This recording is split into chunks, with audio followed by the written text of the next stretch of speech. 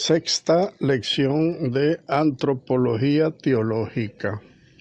Dios te salve María, llena eres de gracia, el Señor es contigo. Bendita tú eres entre todas las mujeres y bendito es el fruto de tu vientre Jesús.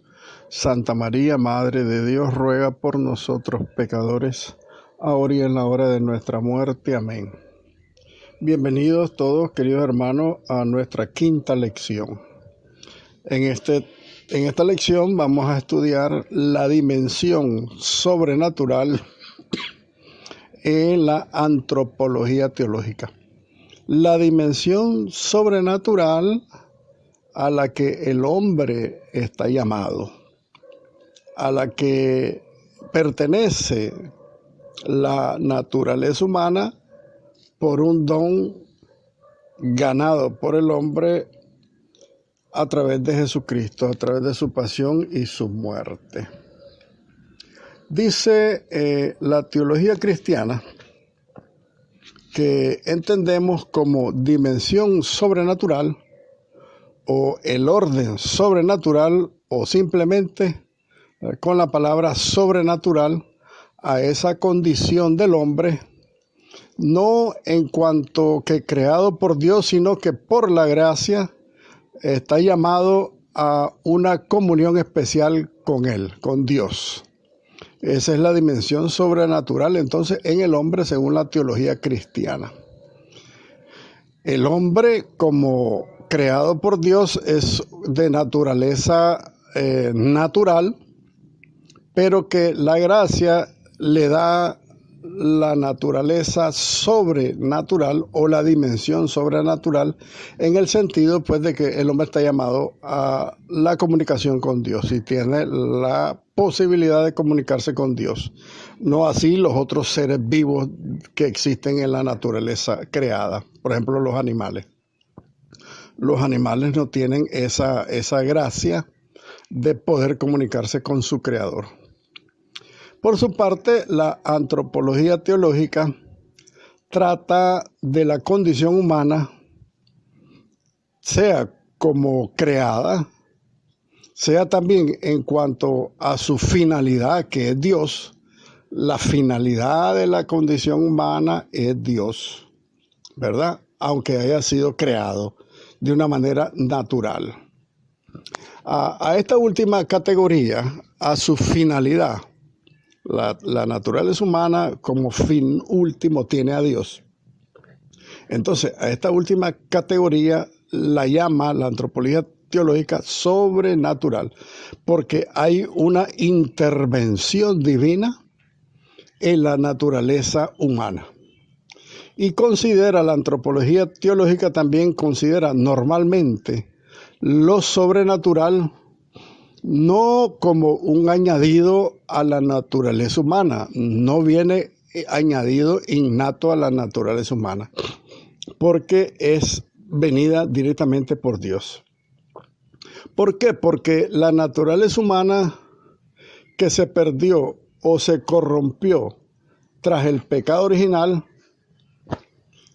esta condición del hombre, aunque subrayando la antropología teológica, que es gratuita esta condición sobrenatural del hombre, es gratuita por la filiación divina, o sea, porque por el sacramento del bautismo nosotros somos concebidos como hijos de Dios, hijos adoptivos, recuérdenlo. Eso significa la palabra filiación divina. Filio es hijo. Entonces, esto lo dice la antropología según pues la revelación cristiana. Lo ha considerado que ha sido dada al hombre esta condición de su capacidad de relacionarse con Dios, con su fin último, que es su felicidad eterna. Entonces, a esto lo considera la antropología teológica a través de un concepto revelado pues por Dios, ¿verdad? Por eso hablamos de la revelación. Recuerden que la revelación es la Sagrada Escritura y la tradición apostólica y el magisterio de la Iglesia. Quiero hacer hincapié en la tradición porque se está poniendo de moda la palabra de los tradicionalistas que más bien esa palabra identifica a los que hacen mal uso de la tradición, por eso quiero hacer hincapié. La tradición de la iglesia es la tradición apostólica, la tradición de los apóstoles, no de los tradicionalistas que inventan tradiciones y solo con esas tradiciones se quieren quedar. La tradición es todo lo que es la tradición de la iglesia. Bien, el desarrollo de esta dimensión que por la revelación entendemos que es sobrenatural. Un poco de historia. La escolástica y la nueva escolástica, la neoescolástica. El tema de la dimensión sobrenatural no fue objeto de estudio teológico sino hasta la Edad Media, la edad de la escolástica. Recuerden, la escolástica es la influencia que tiene la filosofía en el estudio de la teología. ¿Qué significa esto? Significa que la teología empieza por la escolástica a ser interpretada con el uso también de la razón humana. Súper valiosísima la escolástica por eso. La teología analizada a la luz de la razón humana. Y debido pues a la renovada importancia dada pues a este tema de lo sobrenatural,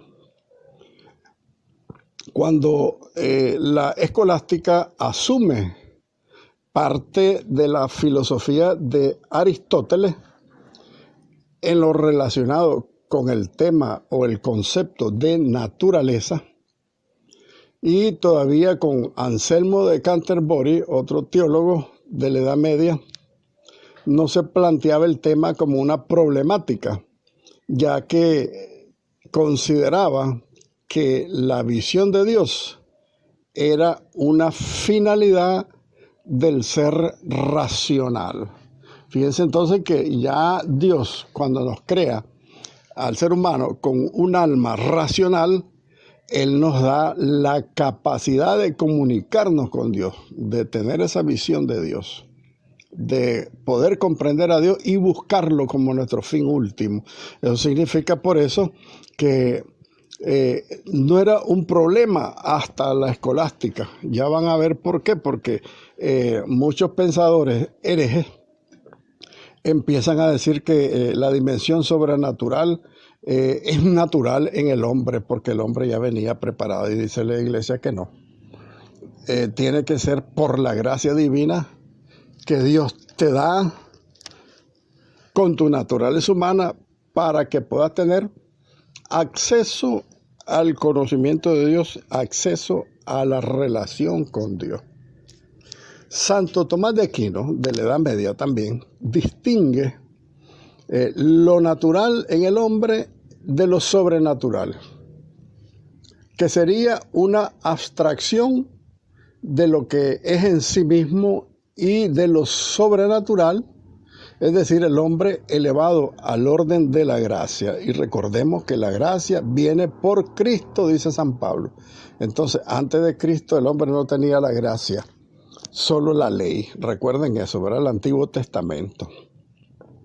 Entonces, se trata, dice Santo Tomás de Aquino, de dones completamente gratuitos. Esa es la gracia.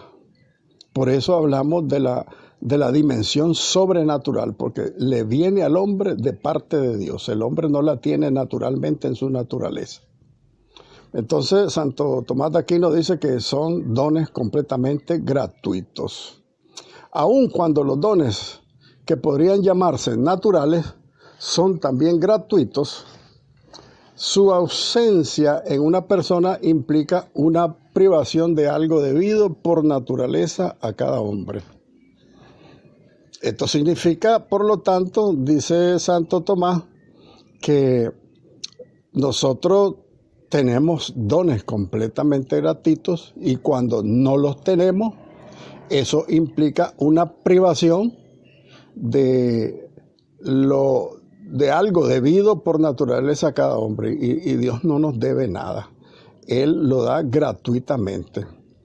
Los dones sobrenaturales, está hablando Santo Tomás siempre, los dones sobrenaturales no son debidos a una persona en cuanto criatura. Dios no le debe nada al hombre, porque estos serían la gracia divina, las gracias infusas, la visión de Dios y la inmortalidad. Esos podrían ser los dones sobrenaturales que vienen por gracia. Y a pesar de esto, afirma Santo Tomás de Aquino a continuación que la felicidad del hombre es la visión de Dios y que existe un deseo natural del hombre a esa felicidad y a la visión con Dios. Sin embargo, esto es posible, dice Santo Tomás, solamente por la gracia. O sea, si Dios te la da, la vas a tener. Si no te la da, no la vas a tener. Es gratuitamente. La teología posterior a la Edad Media, que estamos hablando de la escolástica con Santo Tomás de Aquino y San Anselmo de Canterbury, ¿verdad? La teología posterior hasta el siglo XV, o sea, del siglo IX, porque los primeros 8 siglos son los siglos de los santos padres. A partir del IX siglo empieza la escolástica con la Edad Media.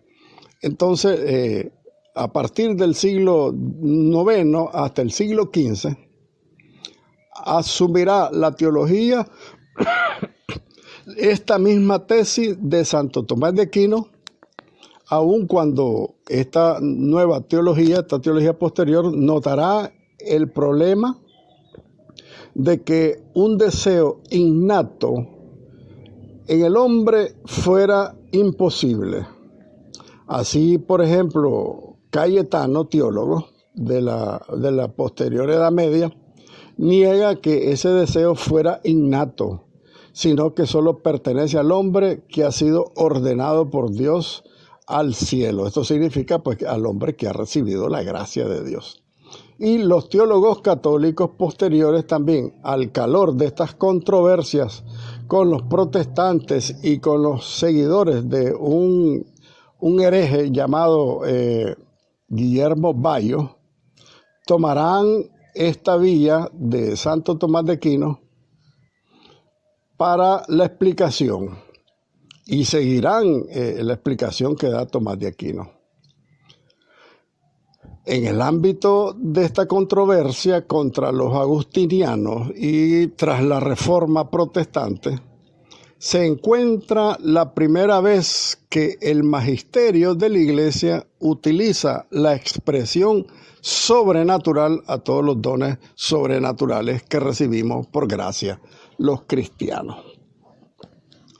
Porque la sublimación y la exaltación de la naturaleza humana a la unión con la naturaleza divina fue debida a la integridad de la condición primera y consiguientemente se ha de llamar natural y no sobrenatural, decía este hereje Miguel Bayo. No es Guillermo Bayo, es Miguel Bayo.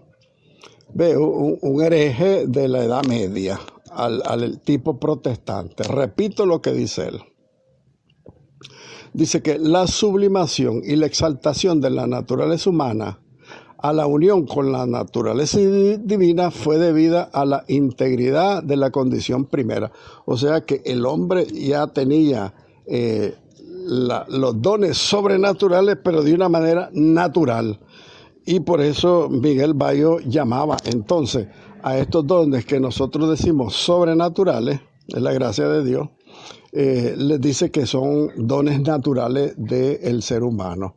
Pero estamos viendo que Santo Tomás mantiene pues la postura. Ahora, la neoescolástica, la nueva escolástica, profundiza el concepto de naturaleza, hablando de la naturaleza humana, aclarando que lo que le corresponde a la naturaleza humana lo puede hacer sea porque es parte de su esencia, sea porque lo ha adquirido o bien porque lo requiere para alcanzar su fin último. Así, dice la Nueva Escolástica, lo sobrenatural se definirá de esta manera. Es lo que no corresponde a estos tres ámbitos de la naturaleza humana, de lo natural. Los dones, dice la Nueva Escolástica, recibidos tras la redención de Cristo, serán por lo tanto sobrenaturales, porque Cristo es el que nos ha ganado con su redención todos los dones que nosotros necesitamos para la salvación, la visión beatífica, la salvación eterna. Por eso son sobrenaturales. Y hacen una explicación que también los dones preternaturales, lo que tenía el hombre antes de caer en pecado, Adán y Eva, esos dones los dones preternaturales habían sido dados a Adán y Eva, pero ellos lo perdieron con el pecado original.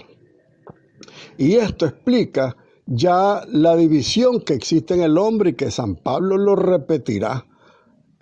Hay una fuerza dentro de mí, dice San Pablo, que me hace hacer lo que no quiero y no puedo hacer lo que sí quiero, ¿verdad? Y también hay una cierta impotencia en el orden de la justificación y de la visión de Dios en el ser humano y en su naturaleza. Hay una impotencia. Si no te viene de Dios, no podés acercarte a Dios porque los dones preternaturales se perdieron con el primer pecado original de Adán y Eva. Entonces, insistimos que los dones para la salvación eterna, la visión beatífica, el fin último del hombre, son dones sobrenaturales. Ahora bien, ¿qué nos dice la teología contemporánea? A pesar de la tesis de Santo Tomás de Aquino, se fueron abriendo pasos y haciendo más extensas con el tiempo, pues, esta teología sobre la antropología teológica. Y se llega a afirmar que toda criatura racional será ordenada inmediatamente a la visión beatífica. Y esta tesis será condenada por el Papa Pío XII en la encíclica Humani Generis. Y a raíz de esta encíclica, los teólogos católicos volvieron a reflexionar sobre el tema. Y los más característicos fueron Karl Rahner y John de Lubac, ¿verdad? Esos grandes teólogos de la edad contemporánea de la Iglesia. Repetimos entonces que se llegaba a afirmar en la nueva teología contemporánea. Se afirmaba que toda criatura racional estaba ordenada inmediatamente a la visión beatífica. Dice el Papa Pío XII, no. La naturaleza racional tiene la cualidad de estar abierta al conocimiento de Dios, pero sin la gracia no puede llegar a la visión beatífica, o sea, a ver a Dios. Por su parte, Karl Rahner no se pregunta ya cuál sea la condición original del hombre o el estado en que solo sea criatura, sino que este teólogo parte de la condición actual. Él sostiene que aun cuando se debe afirmar la total gratuidad del don de la salvación de Dios, esto no significa que el fin sobrenatural o la visión de Dios sea un añadido extrínseco al hombre. O sea, que no es una gracia que ya trae el hombre como parte de su esencia natural, en su naturaleza humana. No dice Karl Rahner, teólogo, sino que es una condición sobrenatural, quiere decir que viene dada por Dios.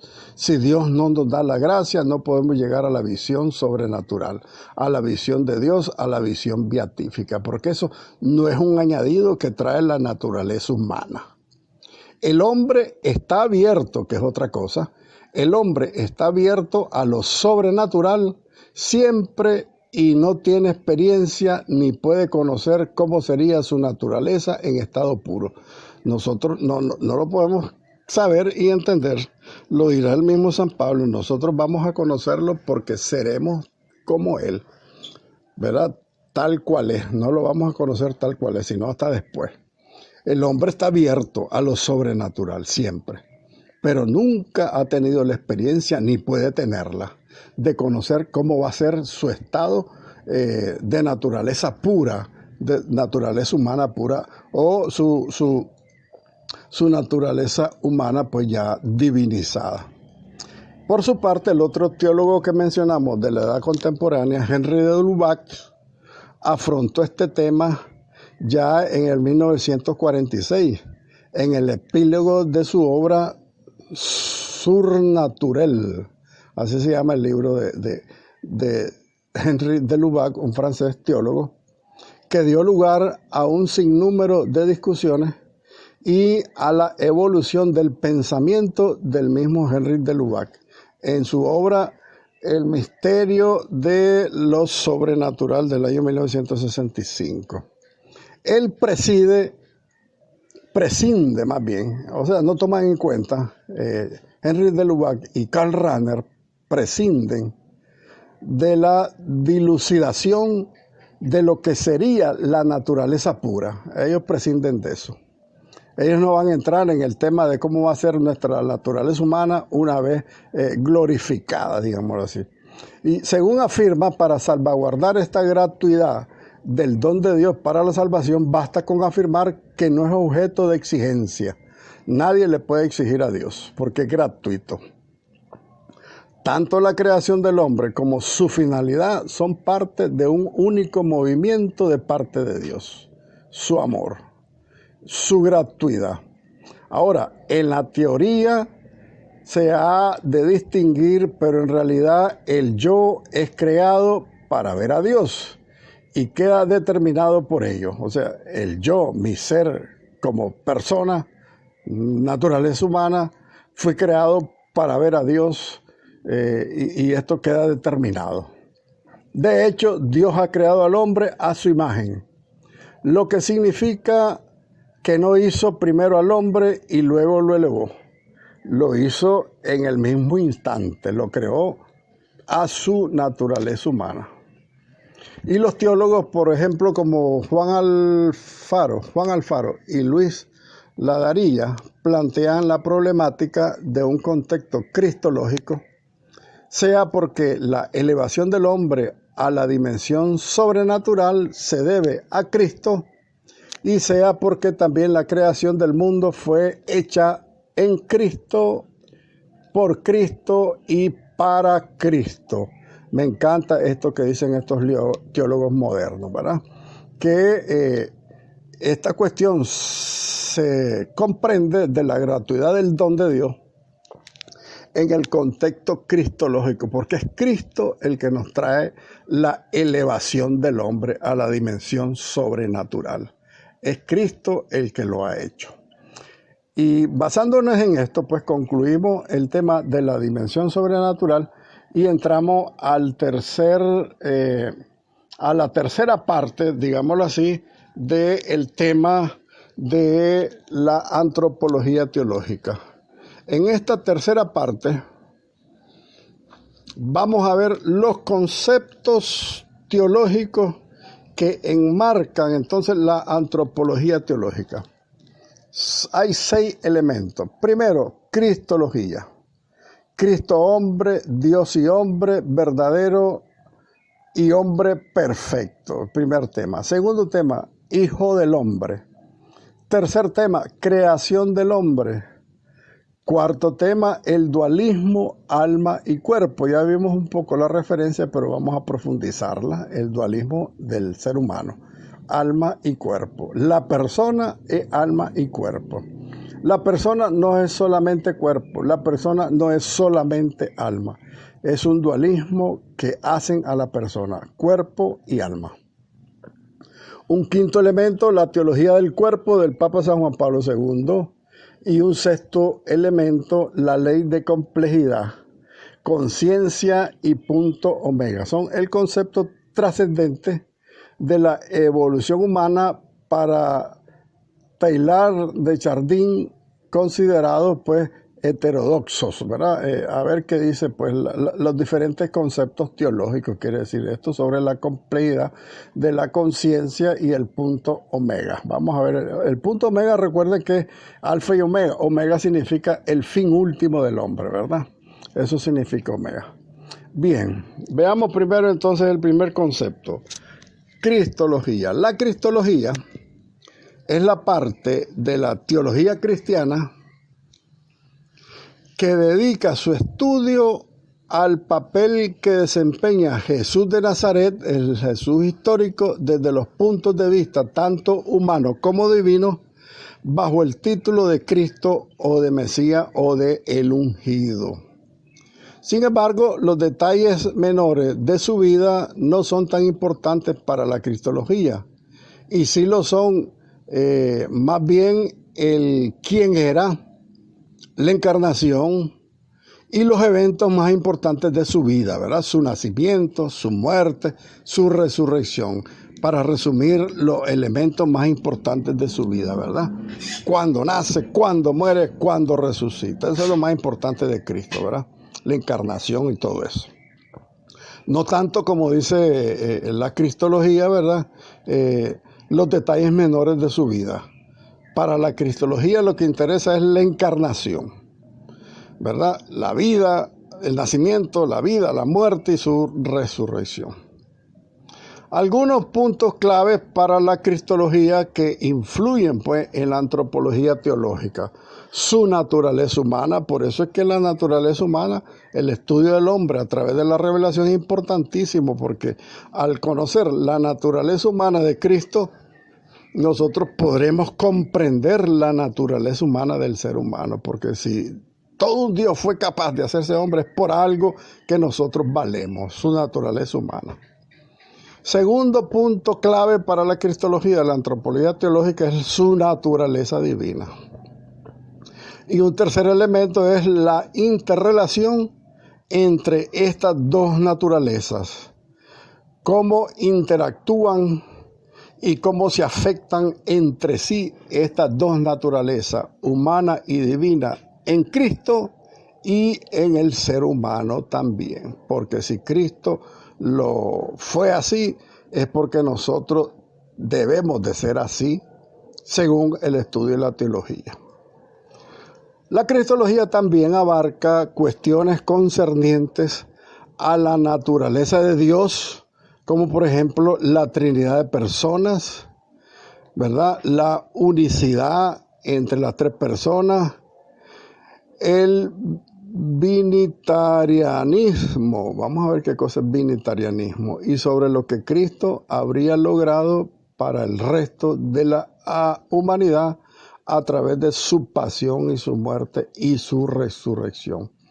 Entonces, hay tantos puntos de vista cristológicos como hay variantes del cristianismo.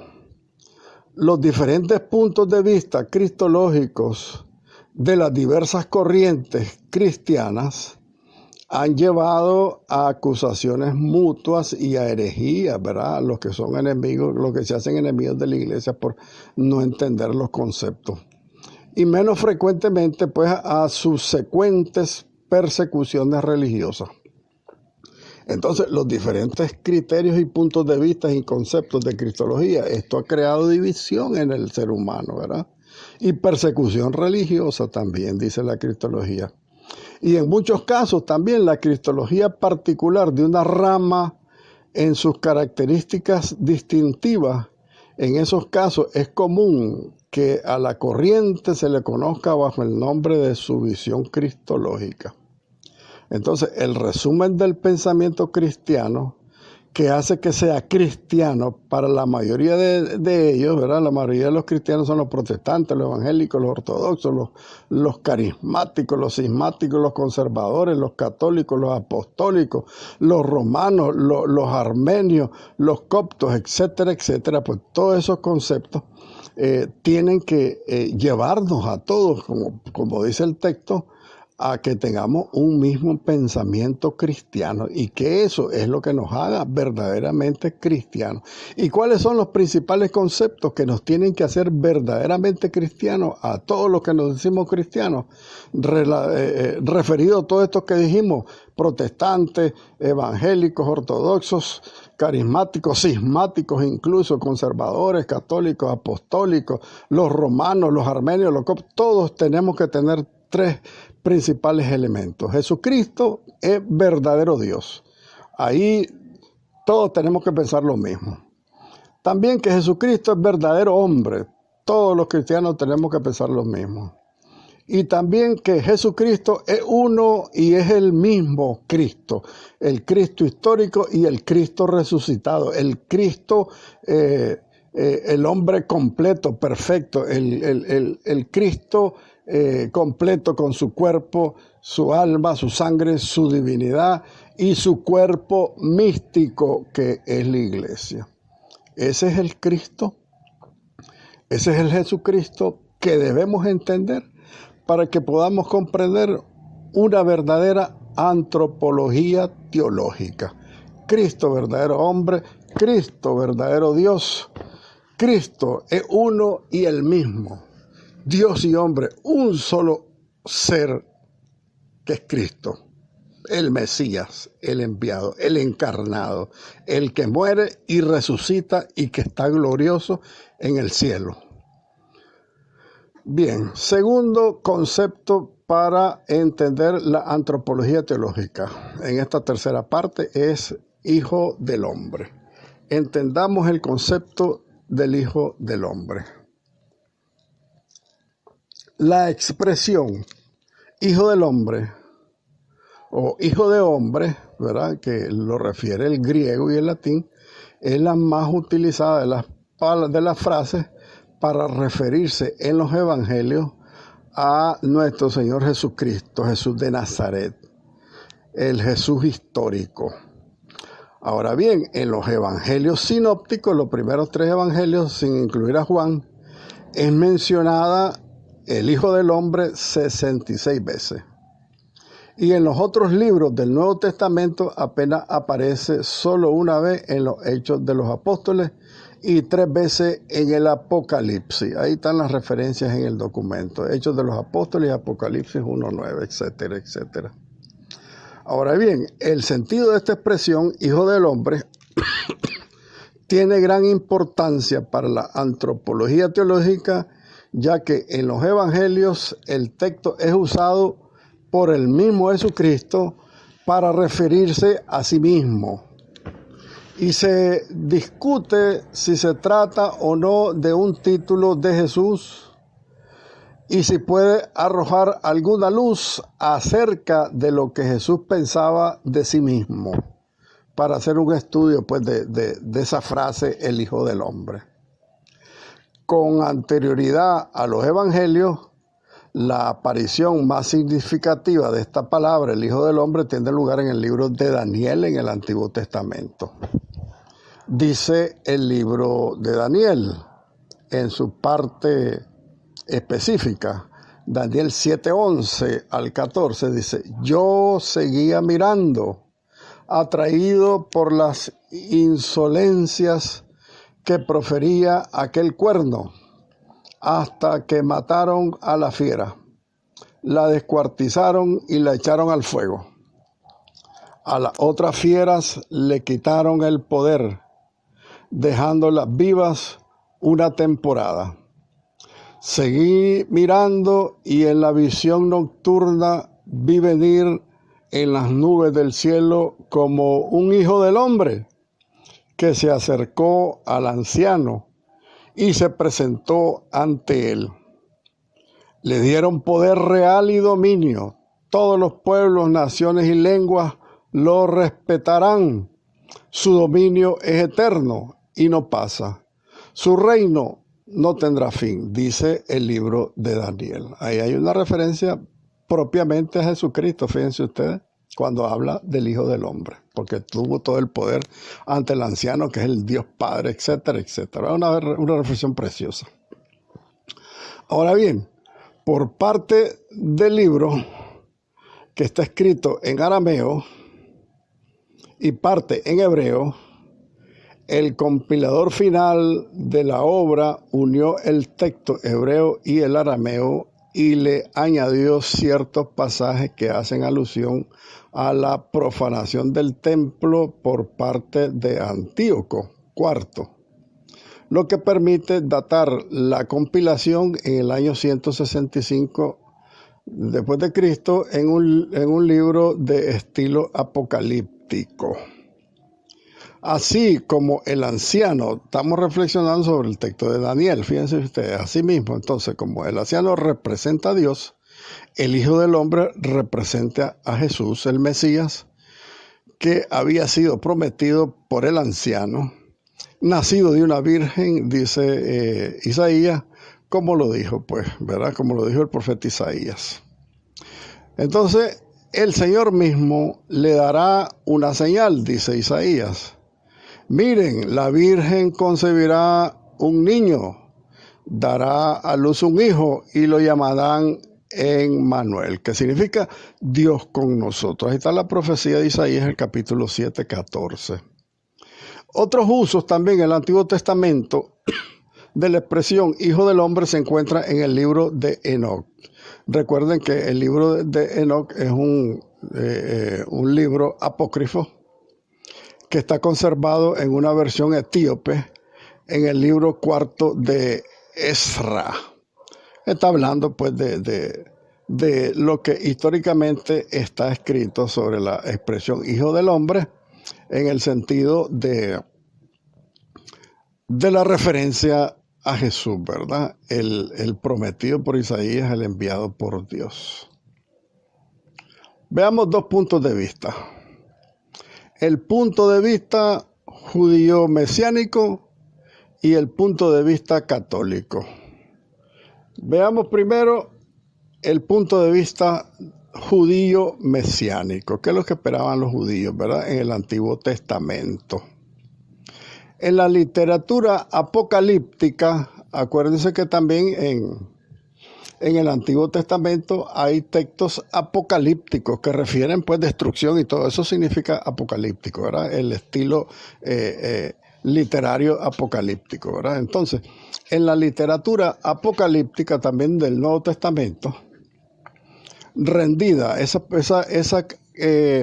literatura apocalíptica rendida por el santo profeta Daniel, la expresión Anash significa aquel que posee los atributos de Adán antes de ser expulsado del Génesis, ¿verdad? Del paraíso del Edén. Y esto es pues sin pecado, incorruptible, inmortal, dice la carta a los Hebreos capítulo 4.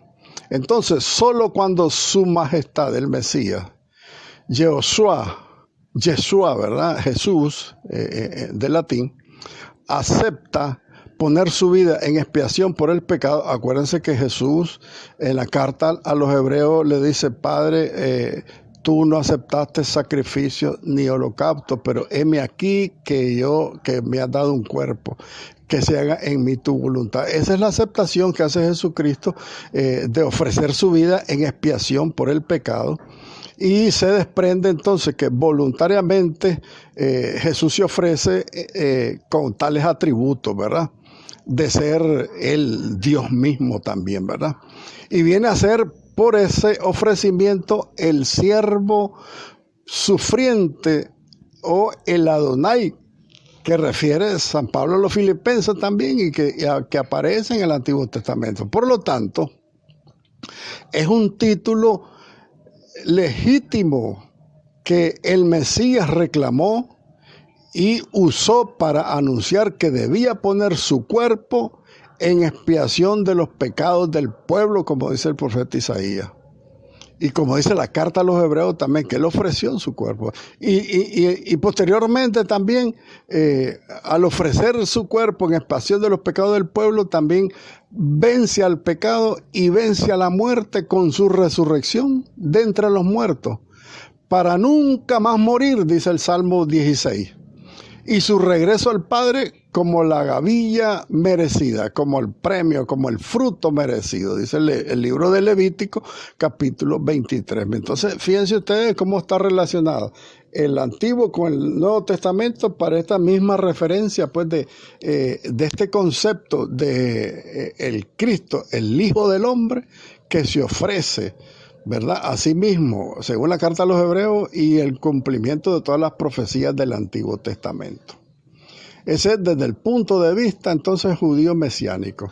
Ahora veamos el punto de vista católico. Según los teólogos católicos, este libro perteneciente al canon hebreo, el Tanaj, a las secciones de los escritos de Ketubim, dio lugar al uso de la expresión Hijo del Hombre aplicado al Mesías, esperado por el pueblo judío.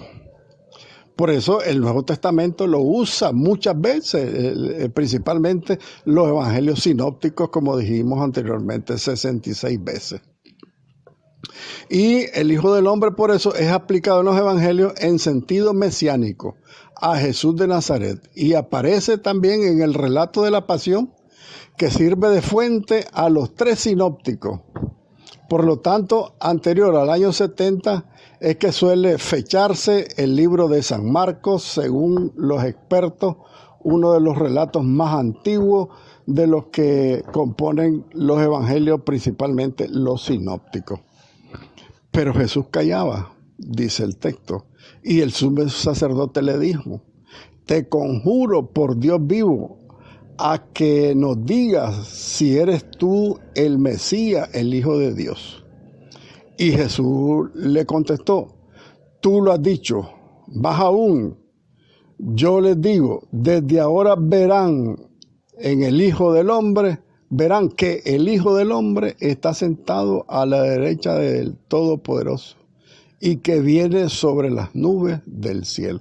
Entonces, el mismo Jesucristo en los sinópticos hace uso del Hijo del Hombre como Mesías enviado de Dios. Por eso se va a sentar también a la derecha del Dios Todopoderoso y venir el día del juicio final. Mateo 26, Marcos 14 y Lucas 22 son los tres evangelios sinópticos. Gloria al Padre, y al Hijo, y al Espíritu Santo, como era en el principio, ahora y siempre, por los siglos de los siglos. Amén.